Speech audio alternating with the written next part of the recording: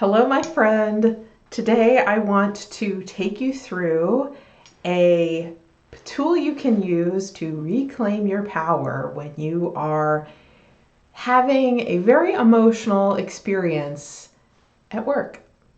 So perhaps you have experienced one of the following.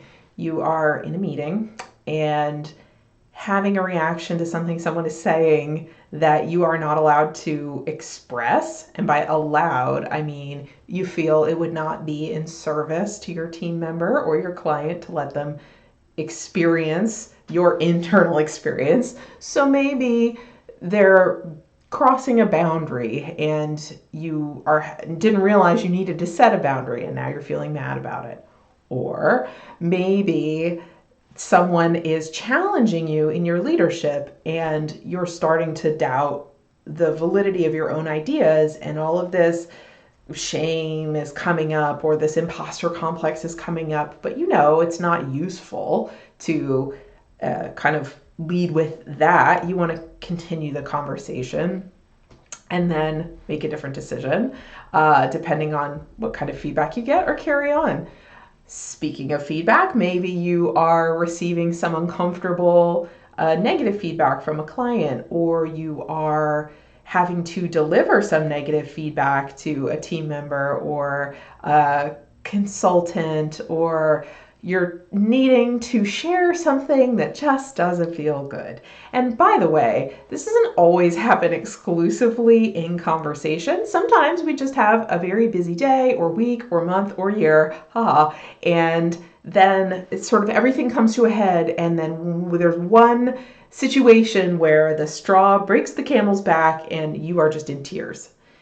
And all of these things are totally normal. The fact that we approach business as something that's purely rational, purely intellectual, and has no emotion whatsoever is bananas. It does not make sense that that is the sort of approach to business in our culture. Since when did we become robots, managerial or leadership robots? Since when did we become actual machines who don't have human feelings? That was never the case. And the truth is, you're the kind of person who is more sensitive than some, and it is a gift. It's a tremendous gift to be a highly sensitive person, or to be deeply empathetic, or to be highly conscientious of how you communicate.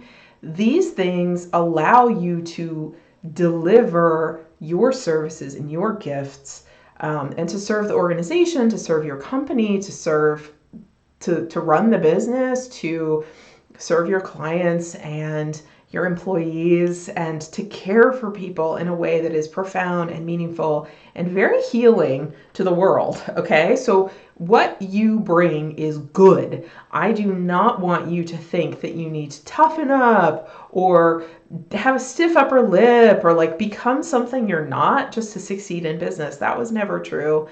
And the fact that we live in a culture that teaches otherwise or pretends otherwise is really kind of gaslighty, to be honest, and I don't respect it.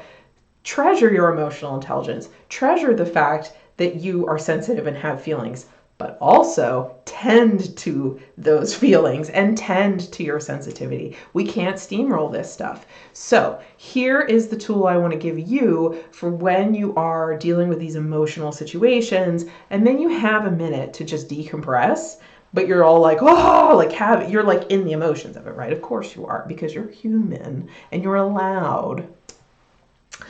Quick disclaimer, I am always a fan of working one-on-one with coach. Obviously, I'm a coach. I'm a business and mindset coach. I help people a lot with the difficulties of being human in a business. And, it's very helpful to have a place that you can go and you can express how you're really feeling, and you can work through those feelings in a productive way.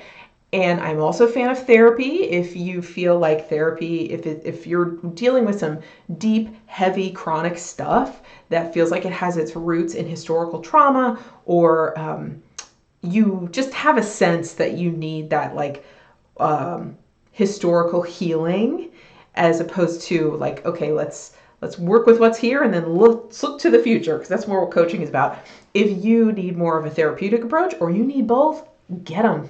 I am a fan of all the support so that you can bring the power of your wholeness to your work. Not just your brain, but also your heart, your emotions, your whole body, your past, your present, your future, all of this. This is like your magic is you. It's all of you. So tend to all of yourself.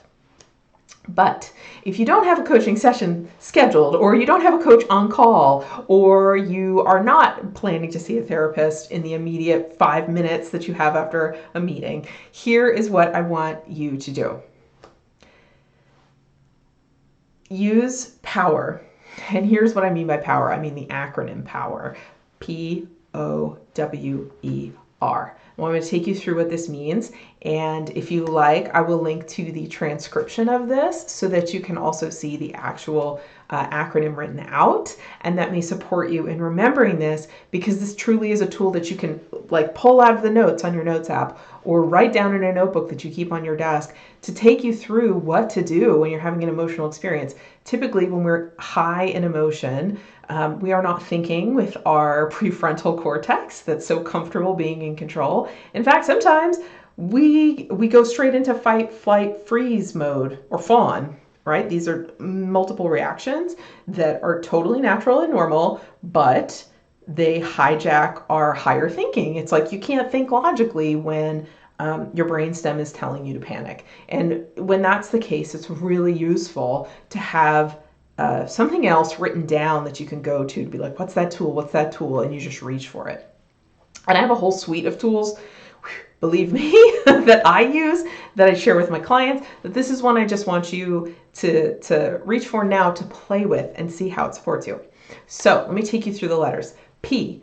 P is pause. You must pause. You are going to want to push through, because that is what you have been trained to do. Your brain is comfortable pushing. Your brain is not going to want you to slow down and feel your feelings, because feeling feelings can be scary, can be confrontational. Yee, what if I don't like those feelings? I mean, you're probably not going to like your feelings, right? If you really pause and feel truly angry, or feel truly sad, or feel what's ever there. So your brain's going to say, oh, I don't have time. I just have to go, I have to get on my phone, or I have to get on the internet, or I have to answer an email, or I have to go run to do something else. Your brain and your fight or flight instinct is going to want to keep you moving. It's going to want you to move. It's going to want you to distract. It's going to want to derail you and to do anything except pause. So step one is pause. O is own. You need to own what you are feeling. You need to own that you are having emotions right now. Along the same lines of the not wanting to pause, you may not even be able to articulate what is happening inside of you. And so when you pause, I want you to own whatever feeling you are having. Name the feeling. Okay, own it, name it. Name it. I am feeling sad. I have sadness. I am feeling anger. I have anger. Anger is coming up for me. Like, imagine that your feeling is a thing you possess. So all of a sudden it's been given to you by this situation, and now you have it. So what is that feeling that you have? Is it anger? Is it grief? Is it sadness? Maybe it's panic, maybe it's anxiety. It doesn't matter what it is, but put a feeling word on it, okay? So name the feeling, own your feeling, that's the O. And then W is wonder. Wonder about where that feeling is in your body. If you are familiar with the work of, I'm gonna forget her name. There are a lot of meditative and therapeutic practitioners that offer a similar practice to this. Oh, Tara Brach. She wrote the book Radical Acceptance and several other works. I highly recommend Radical Acceptance. I think it's beautiful guidance on how to tend to yourself when you're having emotions. So with wonder, you are going to, as you're pausing, you're owning your feeling. And now I want you to wonder, where is this feeling inside my body? Where am I having this experience? See if you can find literally, like, is the emotion, that feeling of, let's say it's anger. Where is my anger? Locate it specifically in your body. Don't just say it's in my body or it's in my chest. Okay, it's in your chest. Where in your chest? Is it behind your breastbone? Is it like near your armpit? Is it under your boob? If you have a boob, is it down closer to your diaphragm? Is it up in your throat? Like, where is it? And then describe it. Wonder, what does it look like? Is it a hot, tight ball? Is it sort of like a column? Is it sort of this like, this like pulsing blob? Is it spread out? Is it spiky? Like, what's its texture? What does it look like? Really get specific in naming where the emotion is and what texture it is, what temperature it is, where it's located specifically. See if you can notice the edges of it. And when you're in the W, this is a great time to take a few deep breaths. And as you name the feeling and where it is, to also identify how there is a part of you that is bigger than your feelings. So if you are experiencing anger as a tight, hot ball right behind your breastbone, well, down in your ankles, nothing's going on. Up at the very top of your head, nothing's going on. There is a whole body, physical body around where your feeling is. And even beyond that, there is a whole etheric body, energetic body, spiritual body, and then beyond your body and your energy body, there's like the environment and the collective body of all that is. Notice what is around the feeling, because when you notice that, it allows you to breathe. And again, I said do 3 breaths. Do 3 breaths into the space around the feeling and just see if you can infuse it with some love. Because ideally what you can do is you can experience the love around you and actually feel that as well as your feelings, so that when you are taking the next steps, it's not just, oh, I am totally consumed by this feeling. It's, I am an experience of loving energy that is, I am vast, I am bigger than my feelings, and I can tend to this feeling. It's almost like you can picture yourself as a mom or a mother who is wrapping her arms around the child of this feeling, right? Like you have a wholeness, a parent, a caregiver. Oh, of course, it doesn't have to be a mother or a female. There is this caregiver energy that is surrounding this feeling. And so tap into both of those. Okay, so then we get to E, and E is for express. Now you're going to invite your feeling to express itself. And ideally, your feeling can express itself to that the rest of you, right? Like, can talk to the rest of you, can talk to this caregiver energy with a sincere expression of self, and to be held and supported by that energy. So some questions you can ask include, what do you want me to know? Why are you here? What do you need?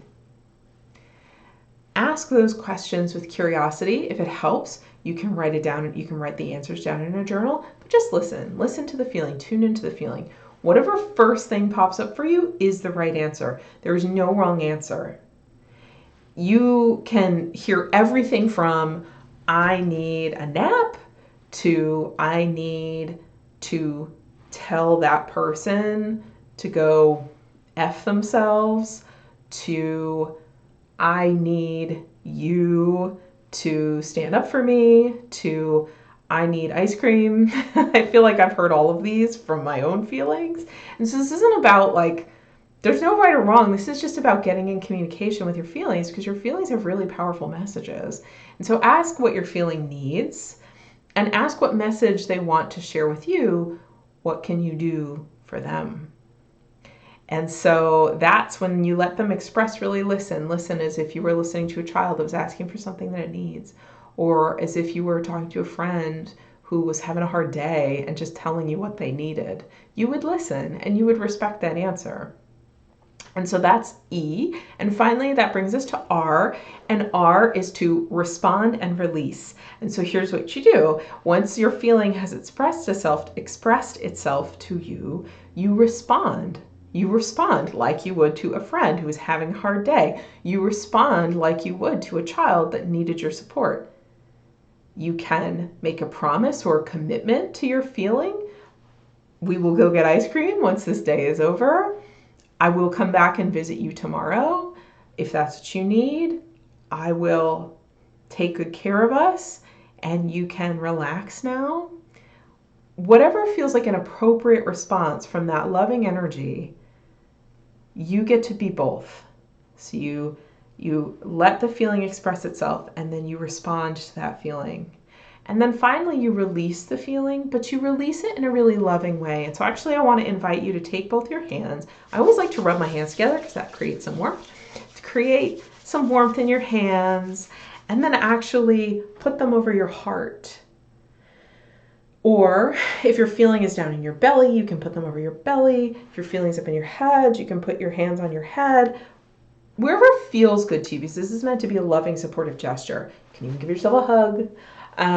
So after you respond to the feeling, you're going to release the feeling, but you release it with an appreciation for what it has done, for the fact that it has come to share itself with you. Because the thing is, our feelings are powerful messengers. They genuinely have good news to share. They are wise gatekeepers to our own kind of wholeness and wellness. If you continually bypass your feelings, you will really struggle to experience ease and flow in your business. You will really struggle to experience the sweetness of life and the joy of life because you're out of touch with your emotions. And if you constantly are blocking the negative feelings, you're constantly blocking the positive feelings too. Trust me. Ask me how I know. I've been there. It's so common that we're taught to be strong and be tough and like don't feel your feelings and like crying is for losers and whatever. The opposite is true. Your feelings are a power source. You just need to learn how to actually tap into them. Hence the POWER acronym. So I encourage you to give this a whirl. You can even do it right now, even if you're not in high emotion. In fact, it could be better to just try it out. I encourage you to give it a try, see what comes up for you. If you have any questions, don't hesitate to reach out. You can comment, you can email me. And as always, if you want support going deeper and customizing this process to you and having a partner in the journey, doing the brave things that actually free up your bandwidth and allow you to work in a way that feels really good, to run your business so that you are confident to make more money and have a bigger impact in a way that actually feels sustainable, nobody gets there alone. So feel free to contact me directly. I would be happy to talk to you about coaching, but even more than that, just happy to hear you and to see you and to offer you some support with wherever you're at right now. So don't hesitate to reach out. All right, until next time.